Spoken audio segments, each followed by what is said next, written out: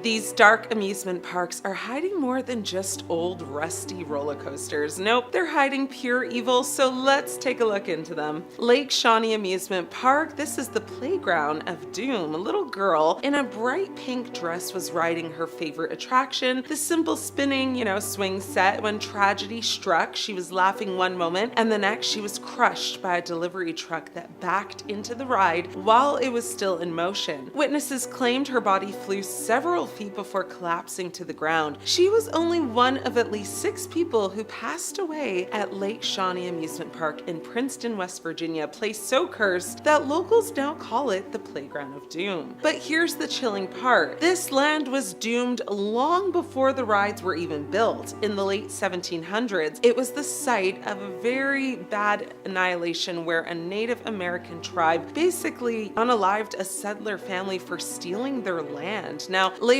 excavations uncovered over a dozen skeletal remains, many of them children, buried beneath the soil where the Ferris wheel and swings once stood. The park opened in the 1920s, run by an entrepreneur named Conley Snidow, but tragedy followed it like a shadow. A boy actually drowned in the swimming pool, another was impaled on a rusty piece of equipment, and a young man was electrocuted. Now, locals whispered that land itself was indeed cursed, and by the 1960s, the passings and lawsuits forced the park to shut down. Today, the Ferris wheel sits rusted, swings still creak in the wind, and paranormal investigators claim to actually hear children laughing at night when no one is actually around. Visitors say the little girl in the park dress is still kind of appears near the swing set where she passed away, smiling at first before vanishing into thin air. Six Flags New Orleans. Now, this is the park that drowned in silence. Imagine a massive amusement park frozen in time where roller coasters kind of stand motionless, game booths still display faded stuffed animals, and ticket stubs litter the ground as if guests left mid-ride. Now, that's Six Flags New Orleans, a theme park that was destroyed overnight when Hurricane Katrina struck in August of 2005. At first glance, it looks like a typical abandoned park, but what makes it dark is the horror of what happened in and around it during those floodwaters. The storm surge left the entire park submerged in over 20 feet of toxic water for weeks. Witnesses claimed to see bodies floating near the submerged roller coasters. Rescue workers reported very eerie screams echoing from the flooded parking lot as families were trapped in their cars, swept away in the chaos. Now, the park itself never reopened. Rides kind of just rusted in place. Looters tagged graffiti across decaying walls, and all the animatronics rotted from mold. Now, what's even more chilling though is that this wasteland has become a hotbed for urban explorers who claim to encounter shadowy figures walking through the flood-scarred remains. Now, some insist the park acts like a graveyard for the hundreds who drowned in the surrounding neighborhoods. Their restless spirits just seeking shelter amongst the rides. Now, the eerie setting has made Six Flags New Orleans, a favorite filming location actually for apocalyptic, movies like Jurassic World and also Dawn of the Planet of the Apes. But thrill seekers who trespass swear it feels like walking into a graveyard where the laughter of families was kind of drowned in silence forever. Pripyat Amusement Park, this is the Ferris wheel of the deceased. The Ferris wheel stands tall but lifeless, its yellow cars frozen in time. It was supposed to open on May 1st, 1986 for the Soviet Union's May Day celebrations, but just days before, the Chernobyl nuclear reactor exploded, turning the city of Pripyat into one of the most radioactive places on Earth. The amusement park never had an official opening day, yet it became one of the most haunting symbols of disaster. When the reactor blew, workers and their families rushed into the city square, unaware that they were bathing in invisible poison. Reports say the government briefly opened the rides early to distract people from the chaos. Children rode bumper cars while radiation levels spiked off the charts. Photographs show families smiling, completely unaware that they were sealing their fate. Within days, the city was evacuated and Pripyat became a literal ghost town. Now, today, this amusement park is one of the most contaminated sites in the exclusion zone. Now, the Ferris wheel's metal frame emits very dangerous levels of radiation, and the bumper car arena is overgrown with plants kind of feeding off toxic soil. What's haunting is how life was interrupted mid-celebration. I mean, dolls, toys, and party decorations still kind of sit there abandoned in nearby schools covered in radioactive dust. visitors describe a very eerie silence where they swear they can still hear the faint echoes of laughter, forever just trapped in the air of a poisoned city. Takakanonuma, Greenland. This is Japan's park that disappeared not once, but twice.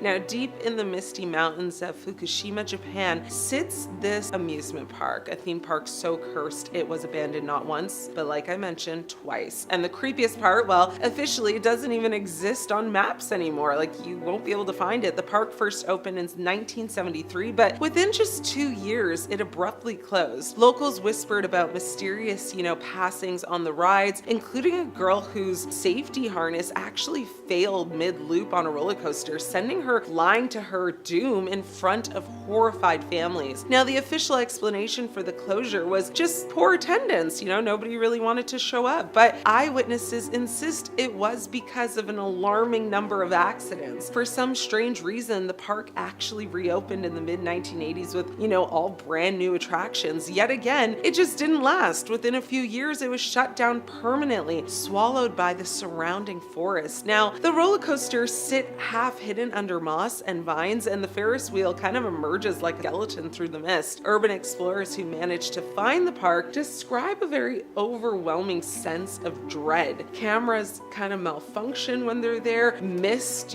just roll in unnaturally fast, and some claim to even see ghostly children wandering the grounds. One chilling legend says that a little girl who passed away on a roller coaster there still actually appears in photographs of the park. I mean, her face is very pale, her dress looks stained, and she is apparently staring directly at the cameras. So that's quite terrifying. Okpo Land. Now, this is the Doom Ride of South Korea. On a quiet hillside in South Korea, there once stood Okpo Land, a small amusement park with a reputation darker than honestly most horror films. Its most infamous attraction was a duck-themed roller coaster, which sounds cute, but it's not. It became the symbol of pure tragedy. In the 1990s, a young girl fell from one of the duck cars during a ride malfunction. She actually passed away instantly. Her body sprawled across the tracks, and here's the very disturbing part. The park didn't actually close after this. They simply just removed her body, covered up, all of the liquid that came out of her, and continued operating as if nothing had ever happened. For years afterward, visitors were,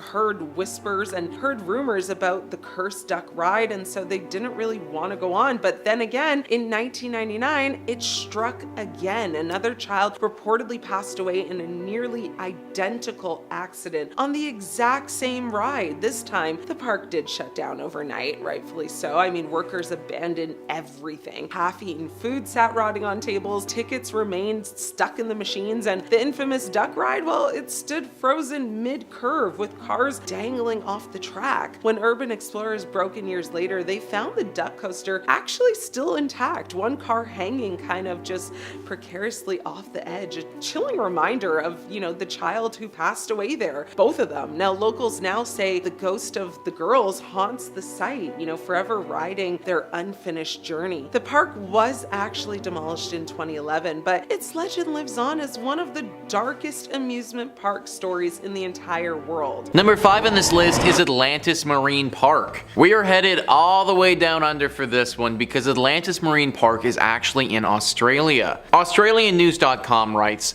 Atlantis Marine Park was initially a huge success with families from WA and beyond flocking to the park to watch the live dolphin shows, swim in the pools, ride pedal boats, and have their obligatory photo with King Neptune, a huge statue at the entrance to the park. However, in 1990, just 9 years after opening, Atlantis shut its doors. Western Australia's boom never eventuated, and the 1987 stock market crash put a halt to prosperity. Atlantis closed due to financial difficulty and was left abandoned. It has since been damaged by vandals and has become overgrown and derelict. Old statues can still be found scattered throughout the grounds, as well as broken walls and concrete pools. For years, it was no man's land, popular with dog walkers. However, just last month, the iconic King Neptune was restored to his former glory after a petition by locals who started an online campaign for something to be done with the ruins. Well, I'm glad to see that Neptune is looking fresh again, but I don't know how long he'll stay that way. Apparently, this place, when the sun goes down, is home to some evil creatures. 4 four-legged mutant things with glowing red eyes that hiss and are nothing that we know of from this world. Now this could be a bunch of baloney, but that's what some people have reported seeing when they've explored this place at night. Probably safe to go during the daytime, just make sure you set an alarm for 6 p.m. to get out of there if you do go. Number 4 on this list is Crinkly Bottom Theme Park. This one, to my understanding, has been demolished, but it still deserves a spot on this list because of how creepy it was when it was around. Mr. Blobby was a TV caricature in the early 1990s. He was featured on one of Britain's most successful late-night Saturday television shows and was this big pink blob creature with a bow tie on. This was a comedy television show, and this blob thing didn't lack any of that. He would often engage in annoying antics with celebrity guests and become a bit of a British television phenomenon. Well, Mr. Blobby was successful enough that he of course needed toys, merchandise, and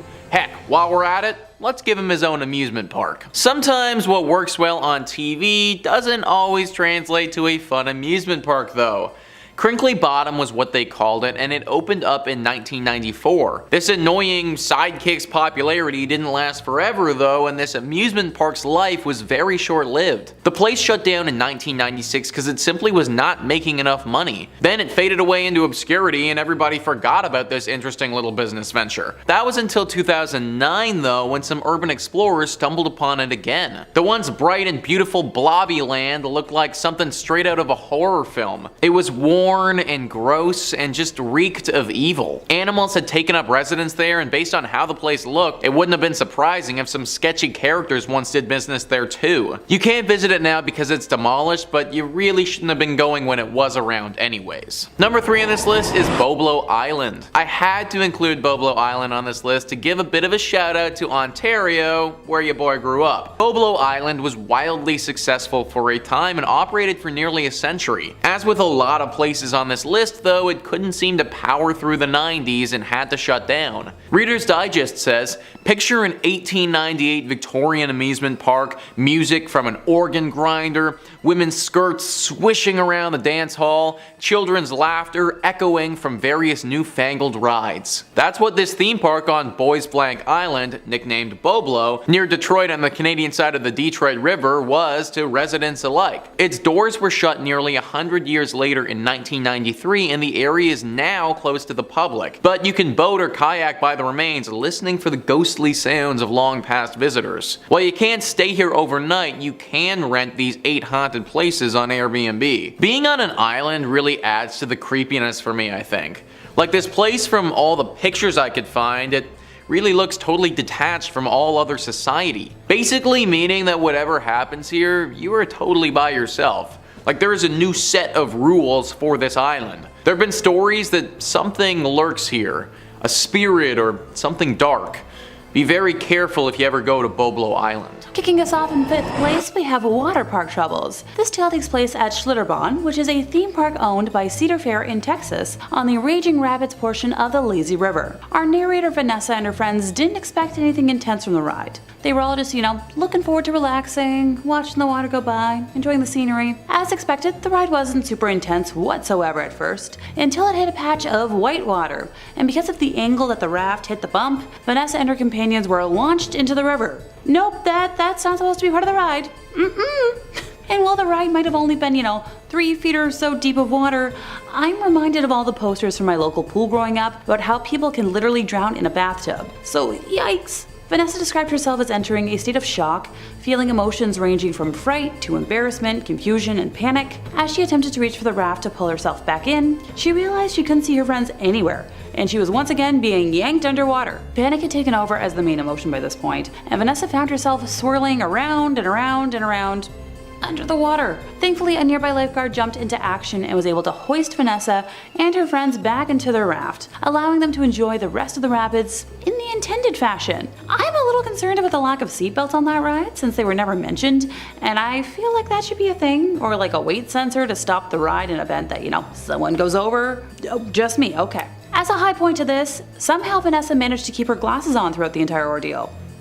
Go Vanessa! In 4th place, we have an urban legend from Canada's Wonderland. Time to move on to a Cedar Fair park that's a little closer to home. As someone who spends most of September through December at Canada's Wonderland every year, I just knew I had to include this ghost story in today's list. While Wonderland might be home to the scariest of scary monsters every October, the iconic Wonder Mountain is actually home to a ghostly spirit all year round. Construction of the iconic theme park happened between 1979 until 1981, with construction of the mountain alone involving a dozen local companies under Cincinnati engineer Curtis D. Summers. Now, while we don't know the name of our victim, one of the construction workers who was working on Wonder Mountain passed on the job, and for the most part, the details of his passing and specifics have been kept pretty secret. I tried. I promise I tried. This ghosty haunts the mountain to this day, specifically the Thunder Run ride. If the ride operators don't greet the area with good morning and good night at the beginning and the end of each operating day, the ride will malfunction and cease operations until given the proper respect. Honestly, I'm all for inviting the ghost to roam the park during Halloween haunt. What's the worst that could happen? An actual ghost over in Ghostly Pines or Spirit Manor would be so much fun to see. Oh, just my own opinion again? Of course. In third place, we have the Warner Brothers Jungle Habitat. Originally opening on July 19th of 1972, this now abandoned park closed its doors by 1976, which is a really bad timeline for a theme park that was technically never completed. The first time Jungle Habitat made headlines was only months after it first opened for business, when an Israeli tourist named Abraham Levy was riding through the safari in a taxicab and decided to roll down the window to get a better look at some of the animals roaming around. 2 lions attacked the car and mauled the 26-year-old tourist, causing lacerations to his face and shoulder. He took credit for the harm, citing his own foolishness, which helped to dodge, I guess, like a media onslaught. For the most part. By the end of the year, reports of animals escaping into the wilds of West Milford, which is where the park is located, were far too many in volume to be ignored. Besides the sightings of harmless animals like peacocks, there were numerous rumors spreading about dangerous animals such as like a pack of wolves and a lion being sighted along like local roads. Okay, look, I grew up in the land of moose, and I wouldn't want to see one of those on the side of the highway. I can't imagine seeing a lion on the side of one. These sentiments voiced way back in the day are identical to the rumors still running rampant today. Tales told by local residents who have, looked out into their backyards include wandering ostriches and a band of baboons running amok in the town's pharmacy. Guess they needed a prescription filled. Emus, baboons, and even wolves are just some of the uncaged critters which have been known to actually have escaped the park. I feel like I found the origins for the Night at the Museum franchise. On July 8th of 1974, a 68-year-old visitor from Long Island was grabbed by the trunk of a baby elephant, which then slammed her against a fence and bit her. The woman, her name's Elizabeth Ennis by the way, was later awarded $200,000 by a court. In an account in the New York Times, she claimed the elephant bit her on the right hand, and because of the trauma incurred by being slammed into the fence, she had persistent pain in her right side that prevented her from lifting heavy items. Her husband was awarded $5,000 for the loss of companionship. I'm just glad that's all that she went through. Goodness, elephants are pretty big. The animals also had a tendency to damage the cars that passed through. An e-museum for the park that exists online now says that the tigers like to bite and pop car tires, and monkeys like to rip antennas off the cars. Sounds like a lack of good animal training and boundaries to me, but I'm no animal expert. Right after the park closed in October of 1976, some of the animal carcasses were left outside. This pile grew until, 30 animal bodies, including that of an elephant, a bison, camel, and some zebras, were all left lying until April, when the ground had thawed enough to finally bury what was left of them. The 6 months that they were left exposed was a violation of state laws, which stated that any animal should be buried within 48 hours of its passing. Despite this violation, Warner Brothers were not sanctioned. Jungle Habitat is gone now, but never forgotten. Reports of mysterious kangaroo sightings in remote corners of West Milford still turn up from time to time. Be careful, kangaroos hurt. In second place, we have the Joyland deaths. Located in Wichita, Kansas, Joyland once featured state-of-the-art rides and attractions, holding a reign of 55 years of fun and joy. Today, the once popular park is being reclaimed by nature, piece by piece by piece by piece. Joyland came into existence on June 12th of 1949. It was founded by Lester Ottaway and his sons, Herbert and Harold. Now, Herb had a passion for steam engines and race cars, and he refurbished both types of vehicles. By 1934, Herb Ottaway had refurbished a miniature steam locomotive and cars, and was traveling with them to county fairs in Kansas and Colorado. Joyland was originally opened to give Herb's refurbished locomotive a more permanent home. As the attraction became more popular, the Ottoways eventually added a number of different rides and games to the amusement park. Now, Lester Ottaway passed away in the mid-1950s, but his sons continued running Joyland until the early 1970s, when they decided to, retire. fire. Joyland was then sold to Stanley and Margaret Nelson, who owned the park until it closed its doors in 2004. Joyland featured attractions such as a wooden roller coaster, my personal favorite kind of coaster, a wacky Shack Dark ride, a log jam, a sky coaster, bumper cars, the classic carousel, and of course, a Ferris wheel. Now on April 6th of 2004, a 13-year-old girl was enjoying a Ferris wheel ride with her friends when the restraint bar holding them in came undone. The young girl fell more than 30 feet, suffering multiple head, arm, and leg injuries, and it's a miracle that she survived. The Ferris wheel was immediately closed, while both private and federal investigations looked into whether everything was, safe and up to code. The ride managed to, reopen eventually after these investigations were wrapped up, so okay, I wonder what to code means anymore. Another notable ride at Joyland was the wooden roller coaster that was known as the Nightmare. Although the roller coaster was a staple at the amusement park, it too saw its fair share of injuries. On May 25th of 1977, one rider stood up in one of these carts and fell. He passed at the scene from injuries sustained from the fall. Another death occurred 20 years later on August 27th of 1998 when a 35-year-old maintenance worker named Kevin Briley was under the ride trimming the grass. He stood up and was tragically hit by the roller coaster. He also died at the scene from his injuries. My heart hurts telling that tale because I'm such a huge lover of traditional wooden roller coasters. There's just something about narrowly avoiding whiplash that I personally find thrilling. Joyland closed its doors in 2004. Maybe it might be worth, a little urban exploration. In first place, time to visit the ghosts of the Enchanted Forest. The whimsical 20-acre amusement park was built in an Oregon forest and boasted handcrafted attractions like Storybook Lane and Toftville Western Town, along with rides like the Ice Cream Mountain bobsled roller coaster and a Big Timber log ride. Sounds pretty magical, right? Yeah, that all depends on who you ask. Though many folks experience nothing more than a charming park, other more abnormal experiences are definitely not in line with a regular amusement park. For many, a visit to the Enchanted Forest can be a supernatural phenomenon, and I know I'd be happy either way. I love all things fantastical and wonderful and whimsical, but also spooky. Tales of employees feeling a ghostly presence on attractions like the Haunted House and Challenge of Mondor ride caught my eye while doing research for today. The story of Enchanted Forest starts with Roger Toft, the park's creator, who spent every last penny he had to make his passion project come to life in 1971. His granddaughter, Ashley Toft, is now the park's general manager, and while she claims she's personally never experienced any supernatural phenomena on the Haunted House, she did admit that the attraction makes her feel anxious and overwhelmed. While guiding a group of experienced paranormal experts through the attraction, she led them directly to a cold spot that could be attributed to an otherworldly presence. As much as I understand the stigma of not wanting to believe in ghosts, that's a coincidence I can't just ignore. Challenge of Mondor ride operator Chris Dunn has since told a tale of an inexplicable encounter that he experienced one morning in 2016 while prepping the wizard-themed target aiming attraction for the day. He explained how he heard footsteps behind him, but turned around. No one there. Mere seconds after hearing the footsteps, he described being hit with a strange energy throughout his body, one that made him dizzy and gave him a horrible case of chills. Now later in the day, the same thing happened, but with more intensity. He took photos of the ride not in operation and captured images of what looks to be an orb that changes shapes in 3 sequential photos. The team of investigators I mentioned before were granted permission to spend a night unsupervised at the park and experience the chilling energy and the Challenge of Mondor and managed to communicate with a spirit in the haunted house. Notice how I haven't mentioned a park tragedy yet as the cause for anything? That's because, unlike the other places on this list, there wasn't one. The haunted house was built during the original construction along with the rest of attractions, and Challenge of Mondor was constructed in 2006. Time to borrow that time machine I've been asking the powers that be for, and travel on back. In August of 1846, Oregon settlers and indigenous tribes of the Willamette Valley fought a terrible battle in present-day Salem, known as Battle Creek. The theory most people believe is that the energy could be the cause of the manifestation in the theme park, which was built in close proximity to the gruesome fight. You let me know what you think down in the comments.